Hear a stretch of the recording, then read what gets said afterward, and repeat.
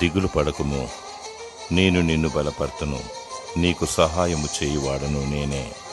యెషయా 41వ అధ్యాయము 10వ వచనము.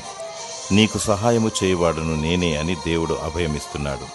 మాట తప్పనివాడు, తన వాగ్దానాన్ని నీ పట్ల నెరవేర్చువాడు, బలహీనులను బలపరచువాడు, ధైర్యము చెడిన వారిని ధైర్యపరచువాడు దేవుడే. ఆయన నమ్మదగినవాడు. దిగులు పడుతున్నావా? కృంగిపోతున్నావా? అధైర్యపడకు. నీకు సహాయము చేయువాడు, నిన్ను ఆదుకొనువాడు నీ దేవుడే. ఏ మనుషుడు నిన్ను ఆదరించడు, కాని మోసము చేసి నిన్ను దోచుకొని వారు అధికమయ్యారు. యెహోవాను ఆశ్రయించుట మేలు. దేవుని సన్నిధిలో మొరపెట్టు. దేవుడు నీ హృదయ వాంఛను తీర్చును.